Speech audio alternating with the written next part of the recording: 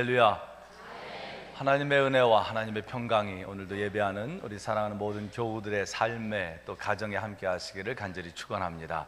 오늘도 하나님 앞에 나오셨으니 마음을 활짝 여시고 또 하나님이 주시는 은혜를 기대하시고 또 그 은혜를 듬뿍 누리시는 여러분들의 삶이 되시길 바랍니다.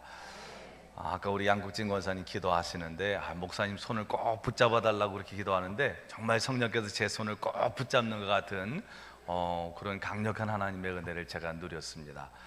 그래서 제가 기도를 바꿨어요. 원래는 인사를 바꿨습니다. 다른 인사를 하려고 그랬는데 오늘 옆 사람하고 앞뒤에 계신 분들 한번 인사를 나누시는데 하나님께서 두 손 꼭 잡아주시는 은혜와 또 격려를 베풀어 주시기를 원합니다. 이렇게 인사하십시오. 네, 하나님께서 당신의 두 손을 꼭 붙들어 주시는 은혜를 누리시기를 바랍니다. 네, 하나님께서 당신의 두 손을 꼭 붙들어 주실 겁니다. 힘을 내시고 용기를 내시고 또 하나님의 격려를 받으시기 바랍니다. 네, 힘이 나시죠? 하나님이 내 손을 꼭 붙잡아 주신다.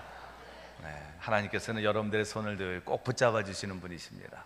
그 하나님 안에서 진정한 행복을 누리시기를 바랍니다. 지난주에 제가 말씀을 전했는데 말씀의 제목을 물어보면 대부분 기억을 못 하시기 때문에 제가 말씀을 드린다면 지난주에 제가 전한 말씀은 기다리다 지치는 순간에라고 하는 말씀입니다. 로마서 8장 26절에서 28절 말씀, 그걸 본문으로 해서 기다리다 지치는 순간에라고 하는 말씀을 전했는데, 기다리다 지치는 순간에 하나님께서 우리에게 오시고 성령께서 오셔서 내 손을 잡아주시고 내게 힘을 주시고 나를 격려해 주셔서 나를 이렇게 세우시고 또 하나님께 주시는 최상의 은혜로 나를 이끄신다는 말씀을 드렸습니다. 그런데 여러분, 우리가 우리의 삶을 생각해 보면 우리의 삶은 다 기다림의 삶입니다. 다 기다림으로 연결이 돼 있어요. 어느 한순간도 기다림이 없는 순간은 없습니다. 기다림이 없다라고 하는 것은 모든 삶의 소망을 잃었다고 하는 의미입니다. 기다림이 없다고 하는 것은 모든 삶에 대한 기대를 전혀 갖지 않는다고 하는 의미가 있습니다. 그래서 기다림이라고 하는 것은 우리가 신앙생활을 하면서도 아주 필요한 겁니다. 기도를 했습니다. 그러면 기다리죠. 하나님께서 응답 주시기를 기다립니다. 기도했으면은 하나님께서 어떻게 내게 응답하실 것을 기다리는 그런 설레임으로 삶을 살게 됩니다. 그런데 기다림이 꼭 좋은 결과를 가져오는 것만은 아닙니다. 때로는 내가 기다렸는데 그 기다림의 결과가 내가 생각했던 결과가 아닐 수도 있습니다. 꼭 행복과 또 기다림이 꼭 기쁨만을 주는 것은 아니라는 거죠. 때로는 뜻하지 않게 내가 전혀 예상할 수 없었던 결과가 올 수도 있습니다. 그러나 그럼에도 불구하고 기다림은 매일매일 우리를 가슴 뛰게 하고, 기다림은 늘 우리에게 기대와 설레임을 갖고 삶을 살게 하는 중요한 요인 중에 하나인 것은 분명합니다. 자, 기다림, 이것은 신앙인들이 가져야 되는 아주 신앙의 중요한 덕목인데, 여러분들은 지금 여러분들의 삶에 무엇을 기다리고 있습니까? 그리고 기다리다가 너무 지치지는 않으셨습니까? 그런데 기다리다 지치는 그때, 그 순간에 하나님께서 여러분들에게 오셔서 여러분들의 손을 잡아주시고 여러분들을 도와주신다는 분명한 믿음을 갖게 되시기를 바랍니다. 더불어서 오늘 말씀드리고 싶은 것은, 우리가 뭔가를 기다린다고 하는 것은요, 아직도 나는 내 삶에 대한 소망을 포기하지 않았다라고는 의미가 담겨져 있습니다. 내가 여전히 뭔가를 기다리고 있다, 여전히 뭔가가 이루어지기를 기대하는 마음이 있다라고 하는 것은 나는 여전히 내 삶의 희망을 포기하지 않았습니다 라고 하는 것을 의미합니다. 여러분, 우리가 기도한다고 하는 것은요, 다른 말로 말하면 나는 내 삶을 아직 포기하지 않았습니다 라고 하는 의미가 담겨져 있습니다. 내가 하나님 앞에 기도한다고 하는 것은 여전히 나는 내 삶에 대한 기대를 갖고 있습니다 라고 하는 것에 대한 믿음의 표현입니다. 19세기 영국의 화가 중에 조지 프레드릭 와츠라고 하는 분이 있습니다. 이분은 크리스찬으로 알려져 있는데, 이 와츠가 그린 그림 중에 독특한 그림이 하나 있어요. 전혀 희망이라고 얘기할 수 없는 그런 그림인데, 그 그림의 제목은 희망입니다. 한번 그림을 한번 보시면, 여러분 저 그림 보신 적이 있으십니까? 나중에 지금 화면상으로는 자세히 저 그림을 볼 수가 없지만 여러분들이 나중에 집에 가셔서 와츠를 검색해 보시고 희망이라고 하는, 와츠의 희망이라고 하는 것을 검색어를 치시면 저 그림이 이제 인터넷에 이렇게 띄워질 겁니다. 그러면 한번 확대해서 저 그림을 한번 보십시오. 그러면 저 와츠의 그림을 한번 유심히 보시면 지금 저 가녀린 소녀가 물 위에 떠 있는 그런 둥근 공 위에 앉아 있습니다. 얼마나 위태합니까? 둥근 공이 물 위에 떠 있으면 언제 밑으로 떨어질지 모르는 그런 상황입니다. 안정된 그런 자세가 아니에요. 그리고 또 저 여인을 보면 눈이 가려져 있습니다. 앞을 볼 수가 없어요. 그리고 또 거기 그 수금이 있는데 그 수금은 자세히 나중에 여러분 인터넷으로 보시면 줄이 한 가닥밖에 없습니다. 한 가닥밖에 없는 줄을 저렇게 힘겨운 상황 속에서, 저렇게 안정되지 않은 자세 속에서 연주하고 끝까지 그것을 연주하는 모습. 그리고 저 옷을 보면 주름 잘게 잡힌 얇고 누추한 옷, 또 야윈 몸, 그리고 가련하게 드러난 그런 맨발. 이 그림이 제목은 희망이라고 하는 제목입니다. 저기서 어떻게 희망을 느낄 수 있을까요? 저것은 가장 위태롭고 가장 절망스러운 상황일 겁니다. 그런데 왓츠는 저 그림의 제목을 희망이다라고 얘기를 했어요. 사람은 여러분, 아무리 삶이 고단하고 어려워도 저렇게 위태로운 상황 속에 있다 할지라도, 앞이 보이지 않는 캄캄함이 우리 앞에 있다 할지라도 끝까지 희망을 포기하지 않는 존재가 바로 사람입니다. 그리고 그 희망을 포기하지 않는 근거가 무엇이냐가 중요합니다. 내가 여전히 내 삶에 소망을 갖게 되는 근거가 뭐냐, 이것이 명확한 사람들은 그 소망이 흔들리지 않습니다. 그리스도인들은 한마디로 말하면 소망의 기다림이 있는 사람들이고 소망이 흔들리지 않는 사람들이 그리스도인이다라고 말할 수 있습니다. 왜 그렇습니까? 소망의 근거가 명확하기 때문입니다. 내 삶의 명확한 소망의 근거가 과연 무엇일까? 그것을 우리는 오늘 이 본문에서 발견하게 됩니다. 오늘 이 본문의 말씀은 에레미야가 이제 바벨론 포로가 됐고, 이 바벨론이 이스라엘을 침략하게 됩니다. 그래서 나라가 초토화됐고, 그 다음에 많은 사람들이 바벨론 포로로 끌려가는 이런 상황 속에서 이 말씀을 기록했습니다. BC 587년경에 있었던 일인데 얼마나 힘든 그런 삶의 상황이 생겼는지 모릅니다. 오늘 예레미야가 3장 1절 말씀부터 3절까지 말씀해 보면 당시의 상황에 대해서 이렇게 표현합니다. 여호와의 분노의 매로 말미암아 고난당하는 자는 나로다. 나를 이끌어 어둠 속으로 걸어가게 하시고 비단으로 걸어가지 못하게 하셨으므로 종일토록 손을 들어 자주 나를 치시는도다. 하나님께서 지금 자신들을 치셨다는 겁니다. 그런데 이것은 당연히 자신들이 받을 수밖에 없는 그런 징계라고 하는 거예요. 그러나 그럼에도 불구하고 에레미야가 그 초토화되고 폐허된 그런 나라와 그런 삶의 상황 속에서도 포기하지 않은 것이 한 가지가 있습니다. 그것은 뭐냐면 기도를 포기하지 않았습니다. 끝까지 하나님 앞에 기도했다는 거죠. 기도했더니 하나님께서 그 기도를 통해서 내가 모든 것을 잃었어도 하나님이 지금 나와 함께 하시는구나 라고 하는 것에 대한 확신을 갖게 하셨고, 그 확신은 오늘 예레미야로 하여금 나라를 잃고 포로로 끌려가는 이런 신세가 된 상황 속에서도 소망을 갖게 하는 명확한 근거가 됐다고 하는 겁니다. 여러분, 우리가 우리의 삶의 여러 상황 속에서 오늘 이 이스라엘의 상황들처럼 나라가 초토화되고 모든 것을 다 상실한 상황 속에서도 소망을 가질 수 있는 명확한 근거가 있습니다. 그것은 바로 하나님이 어떤 분인가를 알면 그런 소망을 가질 수 있다는 거예요. 여러분들이 어떤 상황에서든 끝까지 기도를 쉬지 않으면, 끝까지 기도하기를 포기하지 않으면 얼마든지 여러분들은 그 여러분들의 삶의 어려운 상황 속에서도 하나님의 은혜를 누릴 수 있다고 하는 겁니다. 지난 주간에 제 아내가 우리 교우분과 주고받았던 카톡을 제게 보여줬습니다. 우리 교우 중에 한 분이 이제 집을 이사하는 상황이 된 거예요. 집을 이사해야 되는데 이분의 소원은 교회 가까이에 이사하는 겁니다. 교회 가까이 있는 거, 교회를 멀리 떠나지 않고 교회 근처에 사는 거. 여러분 그 기도 꼭 하시기 바랍니다.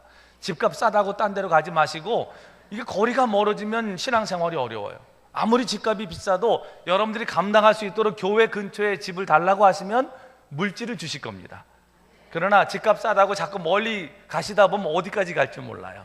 그러니까 기도를 바꾸세요. 교회 근처에 이사할 수 있게 해주옵소서. 그러면 하나님께서 부족한 그런 집값은 여러분들에게 채워주실 줄로 믿습니다. 근데 어쨌든 그분은 그렇게 기도하셨어요. 집 가까이에 이사할 수 있게 해달라. 근데 기도를 구체적으로 하지는 못했다는 거예요. 마음에 그런 바램만, 소원만 가졌답니다. 그리고 이것저것 알아보는데 몇 주간이 지나도 마땅한 집이 나오질 않는 거예요. 연남동 쪽에 여기 있기를 원하고 요 성산동 이쪽에 있기를 원하는데 집이 나오질 않더랍니다. 가서 봐도 아이의 유모차를 가지고 다녀야 되니까, 아이가 어리니까 유모차를 끌고 올라가려면 높은 층은 안 되고, 또 햇볕이 좀 잘 드는 곳이었으면 좋겠고, 1층에 햇볕이 잘 드는 곳, 이게 찾기가 쉽지 않은 거예요. 그리고 또 전세로 구할 수 있는 집, 너무 한정적인 겁니다. 그런데 처음에는 그냥 기도하는 거는 별로 하지를 못했대요. 마음의 바램만 그렇게 가졌답니다. 근데 다 안 되는 거예요.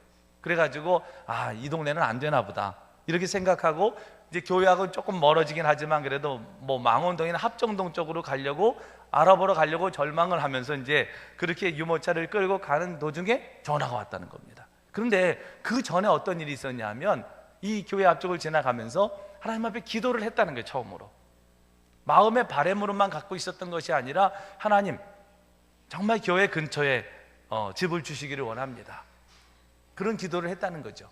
그렇게 기도를 하고 발걸음 옮기는 그 즈음에 부동산에서 전화가 왔다는 거예요. 연남동에 집이 한 애가 났는데 한번 가보실래냐고. 그 가봤더니 1층이고 햇볕이 잘 드는 곳이고 전세였다는 거예요. 그래가지고 그곳으로 지난 주일에 이사를 했다는 겁니다. 그러면서 이제 그 놀라운 경험들을 저희 집사람한테 카톡을 보낸 거예요. 제가 그걸 쭉 읽으면서, 참 하나님의 은혜라고 하는 것, 우리의 삶의 일상 중에서 내가 때로는 마음의 바램으로만 갔지만 하나님 앞에 구체적으로 기도하지 못해서 이루어지지 않는 일도 있습니다. 하나님은 내 마음의 깊숙한 곳을 살피시지만 때로는 내 기도를 원하실 때가 있어요. 내가 내 입으로, 내 목소리로 하나님 앞에 기도하는 것을 하나님께서는 기뻐하십니다.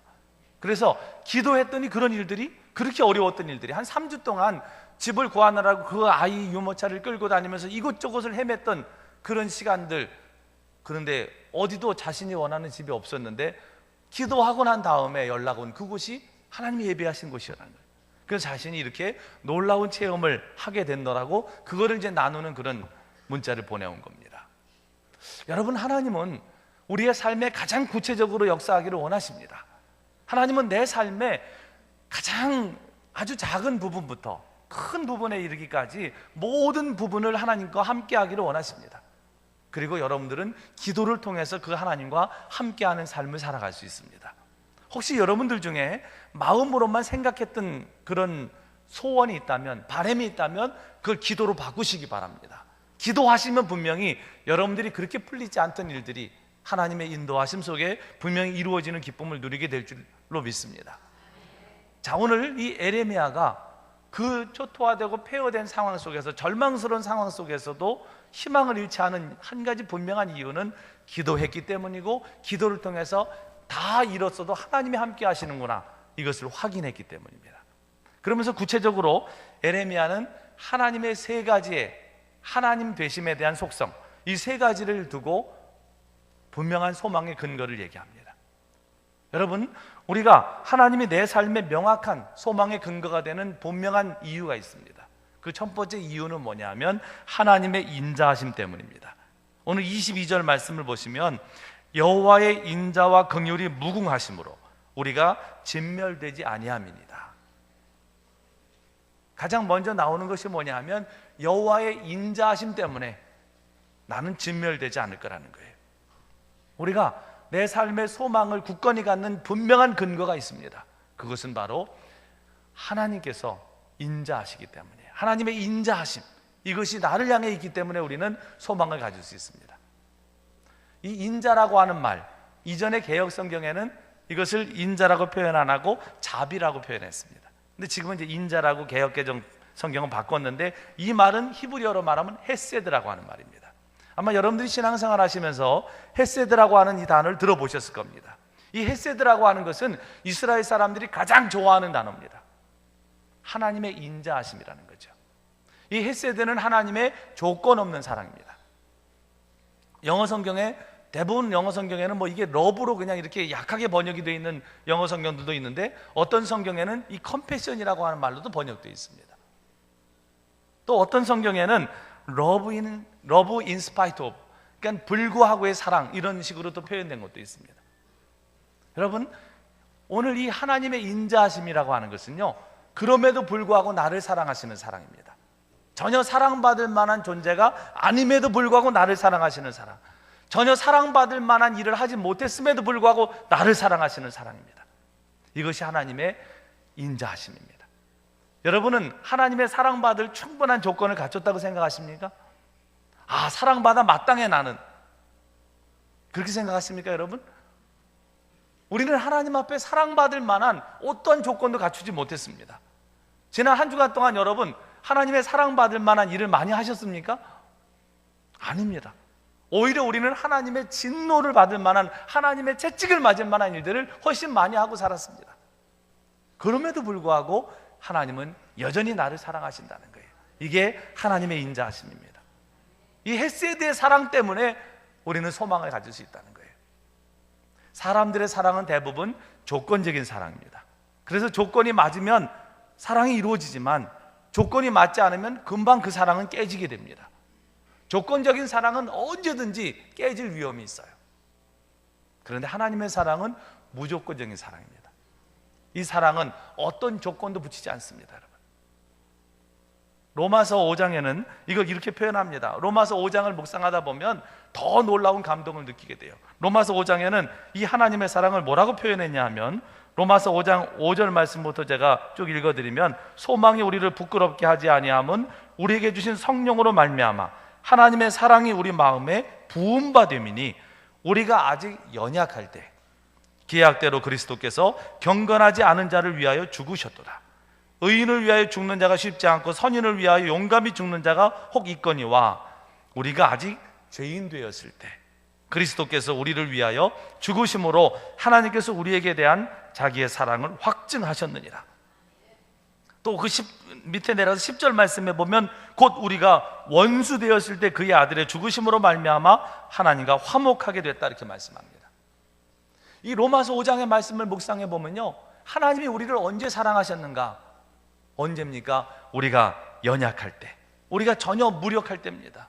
또 우리가 죄인 되었을 때, 하나님을 떠나서 죄를 짓고 살 때, 그때 우리를 여전히 사랑하셨다는 거예요. 또 더불어서 뭐 할 때? 우리가 하나님과 원수 되었을 때도, 우리가 연약하고 무력할 때도, 우리가 죄인 되었을 때도, 또 우리가 하나님과 원수 된 그 순간에도 하나님은 여전히 나를 사랑하신다는 거예요. 여러분, 이 사랑을 아십니까? 이 사랑을 여러분은 지금 받고 있습니까?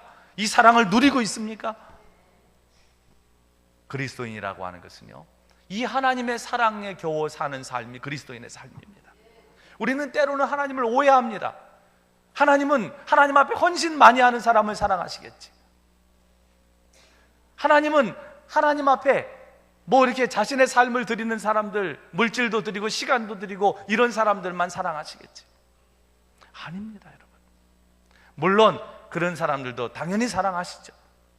그러나 전혀 하나님 앞에 헌신하지 못하는 나, 뺀질뺀질하는 나, 이리저리 아주 너무 약아서 하나님 앞에 뭘 하면서도 계산하는 나, 그런 나도 하나님은 여전히 사랑하고 계시다는 거예요.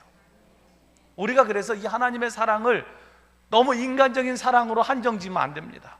하나님의 사랑이 꼭 내가 사랑하는 방식처럼 조건적인 사랑이라고 오해하시면 안 됩니다. 하나님의 사랑은 그럼에도 불구하고의 사랑이에요. 내가 연약하고 무력해도 나를 사랑하십니다. 내가 죄인 되었을 때도 나를 사랑하십니다. 내가 하나님과 원수가 되었을 때도 나를 사랑하십니다. 이 하나님의 사랑은 변함이 없는 사랑이에요. 이 사랑이 우리에게 소망의 근거가 되는 거예요. 혹시라도 여러분, 이 하나님의 사랑을 여러분들이 지금 누리고 있지 못하다면 그 원인이 무엇인가 생각해 보십시오. 내가 하나님의 사랑을 너무 잘못 알고 있는 거 아닌지, 너무 하나님의 사랑을 오해한 거 아닌지. 하나님의 사랑은 언제든지 변함이 없는 사랑입니다. 이 사랑이 여러분을 향해 있습니다. 난 사랑받지 못하는 사람이야, 세상에 아무도 나를 사랑해 주지 않아. 여러분, 이런 분들이 있다면 그건 오해십니다. 사람들이 여러분들을 혹시라도 사랑하지 않는다 할지라도 하나님은 여러분을 여전히 사랑하고 계십니다. 하나님의 사랑은 언제든지 변함이 없는 사랑이에요. 이 사랑이 우리를 향해 있기 때문에 우리는 이 하나님의 사랑으로 인해서 오늘도 소망을 가질 수 있습니다. 혹시라도 여러분 너무 연약하고 무력하다고 스스로 느끼시는 분들도 하나님의 사랑의 대상인 것을 기억하세요. 나 같은 사람 뭐 하나님이 알아주실까? 나 같은 사람 하나님이 관심이나 가져주실까? 아닙니다, 여러분. 때로는 교회는 관심을 못 가져줄지도 몰라요. 교회 나가봤더니 그래, 교회도 여전히 나같이 무력한 사람, 나같이 연약한 사람, 나같이 별 볼 일 없는 사람, 교회에서도 사람 취급을 별로 안 하는구나, 이렇게 실망하실 수도 있습니다. 그런데 여러분, 우리는 교회를 보고 신앙생활하는 사람들이 아니에요. 우리는 사람을 보고 신앙생활하는 사람이 아닙니다. 우리는 하나님을 보고 하는 사람들이에요. 교회는 여러분들이 실망을 줄 수 있어요. 사람들이 모이니까. 또 때로는 목회자는 여러분들이 실망을 줄 수도 있습니다. 그러나 하나님은 여러분들을 실망시켜드리는 분이 아니에요. 여러분들이 무력해도 하나님은 사랑하십니다. 혹시 죄 가운데 너무 죄책감으로 인해서 마음이 무거운 분들이 있습니까? 그 죄로 인해서 하나님의 사랑은 여러분을 떠나지 않습니다. 그냥 회개하면 죄는 해결되는 거예요. 그 죄로 인해서 너무 무거운 마음을 갖지 마십시오. 여러분들이 죄인 되었을 때도 하나님은 여전히 사랑하십니다.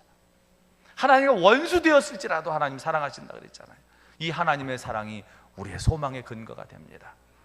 이 하나님의 인자하심, 이것이 정말 내 삶의 분명한 소망의 근거가 됨을 여러분 꼭 기억하시고, 그 하나님의 사랑 안에서 그 하나님의 사랑에 겨워 사시는 여러분들 되시기를 축복합니다. 두 번째로, 하나님의 내 삶의 명확한 소망의 근거가 되는 이유가 또가 있어요. 그건 뭐냐 하면 하나님의 긍휼하심 때문입니다. 성경을 읽다 보면은 하나님의 인자와 하나님의 긍휼은 늘 같이 이렇게 나옵니다. 긍휼이라고 하는 게 뭘까요? 이건 영어로 말하면 mercy라고 하는 단어를 씁니다. 하나님의 긍휼은 나를 향한 하나님의 마음입니다. 나를 긍휼히 여기신다라고 하는 것은 나를 하나님께서 불쌍히 여기시는 마음. 이 불쌍히 여긴다는 것은요, 그냥 우리가 에이 불쌍한 인간, 이게 아니라는 거예요. 하나님의 그 긍휼이라고 하는 것은요, 너무 아주 가슴이 정말, 이게 뭐라고 표현해야 될까요? 뭔가 이게 짠하면서도 뭔가 나를 바라보면서 하나님께서 정말 눈물 없이는 나를 바라보지 못하는 이런 하나님의 마음, 이것이 하나님의 긍휼입니다. 오늘 이스라엘 백성들은요, 왜 바벨론의 포로가 되고 나라가 그렇게 초토화되고 망하게 됐습니까? 이유는 다른 게 없어요. 다 그들이 잘못했기 때문입니다. 그들이 우상 숭배를 했고, 그들이 하나님을 떠났고, 그들이 패역했고, 그들이 부도덕한 삶을 살았어요. 우리가 성경을 읽다 보면 하나님은 오래 참으시는 분이십니다. 언제 하나님께서 진노하시냐? 참고 성경에 보면 죄악이 막 관영했다고 표현해요. 죄악이 더 이상 공간이 없을 만큼 가득 찼을 때 하나님은 이제는 안 되겠구나 라고 하면서 그때 이제 하나님의 채찍을 드십니다.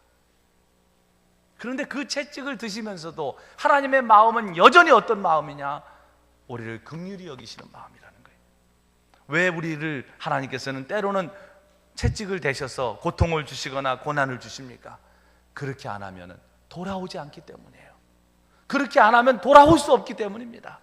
그래서 그렇게 해서라도 하나님께서는 나를 돌이키기를 위해서 내게 때로는 가슴 아픈 그런 채찍을, 매를 대실 때가 있다는 거예요. 그런데 그때 하나님의 마음이 어떤 마음이냐? 오늘 말씀해 보면요, 여러분 32절과 33절 말씀은 뒤에 가서 한 장만 넘겨보시면 거기 이런 말씀이 나와요. 그가 비록 근심하게 하시나 그의 풍부한 인자하심에 따라 긍휼히 여기실 것입니다. 그 다음에 33절의 말씀이 참, 이 말씀이 저는 얼마나 은혜가 됐는지 몰라요. 주께서 인생으로 고생하게 하시며 근심하게 하심은 본심이 아니시로다. 야, 이 말씀이 여러분, 하나님께서 인생으로 고생하게 하시며 근심하게 하시는 것이 하나님의 본심이 아니라는 거예요. 왜 그렇게 하십니까? 그렇게 안 하면 안 되니까. 그렇게 안 하면 돌이키질 않으니까. 근데 이것은 하나님의 본심이 아닌 거예요. 하나님의 마음은 뭐 때리고 싶거나 어려움에 처하게 하거나 고통을 받게 하고 싶지 않으신 거예요. 이건 하나님의 본심이 아닙니다. 그런데 그러실 수밖에 없는 것은 그 길밖에 없기 때문이에요. 그 길밖에 돌이키는 방법이 없기 때문입니다. 여기에 하나님의 긍휼의 사랑이 있어요. 긍휼의 마음이 있습니다. 이 긍휼하심의 사랑 때문에 오늘 우리는 삶의 소망을 갖습니다. 때로는 하나님이 치셨어도, 찢으셨어도, 도로 낫게 하시고 싸매실 것이라고 하는 이 분명한 확신, 이것이 우리로 하여금 소망을 갖게 합니다. 혹시라도 여러분 지금 삶의 고난 중에 있으십니까? 고통 중에 있으십니까? 몹시 어려운 상황이십니까? 하나님이 나를 치셨다고 생각하십니까? 그러나 그것은 여러분이 미워서도 아니고, 여러분이 싫어서도 아니고, 여러분을 망하게 하려고 하는 하나님의 뜻도 아닙니다. 하나님의 본심은 그게 아닙니다. 하나님의 본심은 우리로 하여금 그런 과정을 통해서 다시 하나님의 품으로 돌아오게 하고 더 큰 은혜를 베푸시기를 원하시는 그 하나님의 마음이 그 속에 담겨져 있다는 거죠. 부모님들은 자녀를 키우면서 그래도 이 마음을 조금은 이해하실 수 있을 거예요. 때로는 자녀들이 뭔가 잘못했을 때 참아주기도 하고 기다려주기도 하고 말로 타이르기도 하다가 나중에는 안 되면 이제 회초리를 듭니다. 뭐 요즘은 회초리 말고도 드는 것들이 여러 가지가 있으시더라고요. 뭐 어떤 분은 허리띠도 드시고, 어떤 여름엔 파리채도 드시고, 뭐 빗자루도 드시고, 대걸레자루도 드시고, 야구방망이도 드시고, 골프채까지 드시는. 근데 왜 그렇게 합니까, 부모님들이? 그 이유가 뭐예요? 자녀들이 바른 길을 가게 하기 위해서예요. 그런데 여러분, 그럴 때 어떤 때는 진짜 좀 그럴 때도 있잖아요. 내가 내 화를 못 이겨서. 오늘 여러분 이 3장의 말씀을, 그 3장 1절의 말씀을 오해하시면 안 돼요. 여호와의 분노의 매로 말미암아 그랬는데, 이 분노는 우리가 아이들을 이렇게 체벌할 때 느끼는 그런 내 분을 못 이겨 사는 이거는 아니에요. 근데 때로는 우리가 자녀들을 징계를 하면서도 내가 내 화를 못 이겨서 하는 경우도 있어요. 여기 젊은 부부들은요, 정말 그렇게 안 되도록 늘 기도하시고 마음을 다스리세요. 이제 저도 아이들이 다 크고 나니까요, 제가 지금 가장 후회되는 게 뭔지 아십니까? 제가 제 화를 못 이겨서 애들을 때린 일입니다. 얼마나 이게 후회가 많이 되는지 몰라. 다시 아이들을 키울 기회가 또 주어진다면 그때도 또 비슷하겠지만요, 이제 그러지 않을 것 같아. 아이들이 다 크고 나니까 그게 너무 미안한 거예요. 너무 미안한 거예요. 그건 아이들에게 그대로 상처가 됩니다. 아이들이 얘기는 안 하지만요, 그건 아이들이 너무 정확히 알아요. 내 엄마가, 내 아빠가 지금 자기 화에 못 이겨서 나를 지금 막 좁히고 있는 건지, 진짜 이게 사랑의 마음으로 눈물을 흘리면서 내가 잘 되도록 나를 긍휼의 사랑으로 나를 훈계하는 건지를 아이들은 정확히 안다는 거예요. 어디 저뿐이겠습니까, 여러분? 아마 여러분들도 내가 내 화를 못 이겨서 자녀들을 두들겨 팬 적이 한두 번이 아니실지도 몰라요. 혹시 자녀들에게 그런 생각이 드시거든요, 그럴 때 그렇게 했던 기억이 나시거든요, 꼭 사과하세요. 저도 저희 아이들에게 그런 몇 번을 사과를 했어요. 아빠가 정말 화를 못 이겨서 너희들을 그건 구타죠, 뭐 구타. 그건 사랑의 매도 아니에요. 진심으로 아빠가 미안하다. 저는 몰랐어요. 그런데 나중에 아이들의 마음엔 그게 그대로 아픔이 돼서 남아있는 거예요. 부모도 여러분, 자녀에게 사과할 줄 알아야 됩니다. 그래야지 자녀들이 장성해서 반듯하게 계속 자신의 길을 갈 수 있어요. 이미 다 커버린 자녀들에게도 한번 물어보세요. 혹시라도 엄마가, 아빠가 너에 대해서 사랑이 아닌 정말 화를 못 이겨서, 분에 못 이겨서 너를 체벌한 적이 있느냐, 그런 것들에 대한 기억이 혹시 있거든, 그거 얼른 용서하라, 잊어달라고. 그리고 지금 이제 젊은 부부들은요, 절대로 그렇게 애들 손대지 마세요. 나중에 반드시 저처럼 후회합니다. 근데 여러분, 하나님의 사랑은, 하나님의 징계는요, 그런 게 아니라는 거예요. 하나님은 한 번도 화가 나셔가지고 하나님의 분을 못 이겨서 우리를 두들겨 패신 적이 없어요. 하나님은 우리에게 때로는 채찍을 대시고 때로는 우리의 삶에 고통을 주시면서도 하나님은 눈물을 흘리십니다. 이게 하나님의 마음이 아니거든요. 하나님은 그러고 싶지가 않으신 거거든요. 그런데 그럴 수밖에 없는 거예요. 이게 하나님의 긍휼하심입니다. 이 하나님의 긍휼하심 때문에 우리는 소망을 갖게 되는 거죠. 여러분, 때로는 왜 하나님 내 삶에 이런 일을, 왜 내 삶에 이런 일이 일어났습니까? 왜 내가 이렇게 힘든 삶을 경험해야 됩니까? 여기에 대한 답을 얻지 못하면 우리는 너무 힘듭니다, 여러분. 내가 겪고 있는 어떤 그 일보다도 그 물음에 대한 답을 얻지 못해서 너무 힘들어져요. 그런데 그때 아니야, 이건 내 마음이 아니다. 너를 때로는 질병으로, 아니면 때로는 실패로, 때로는 내 삶을 흔드는 내 이 마음은 내 본심이 아니다. 여기에는 내 뜻이 있다. 이것을 하나님 말씀하십니다. 그 안에서 하나님의 뜻을 발견한다면 우리는 그것을 이겨나갈 수 있어요. 견뎌나갈 수 있습니다. 그 하나님의 때를 기다릴 수 있습니다. 하나님의 때는 내 때와는 달라요. 하나님의 방법은 내 방법하고는 다릅니다. 그렇기 때문에 그것을 기다릴 수 있는 믿음은 거기에 대한 답을 얻었을 때 와요. 하나님의 긍휼의 마음을 이해하십시오. 하나님의 마음은 여러분들을 혼내거나 어렵게 하는 건 하나님의 본심이 아닙니다. 여러분에게 가장 좋은 것을 주시기를 원하시는 게 하나님 아버지의 마음이세요. 그래서 이 하나님의 긍휼하심 때문에 우리는 내 삶에 명확한 소망을 가질 수 있습니다. 또 한 가지가 있습니다. 그것은 바로 하나님의 성실하심 때문입니다. 하나님의 성실하심. 오늘 여러분 22절과 23절 말씀에 보면 여호와의 인자와 긍휼이 무궁하심으로 우리가 진멸되지 아니함이다. 이어서 나오는 말씀이 이것들이 아침마다 새로우니 주의 성실하심이 크시도소이다.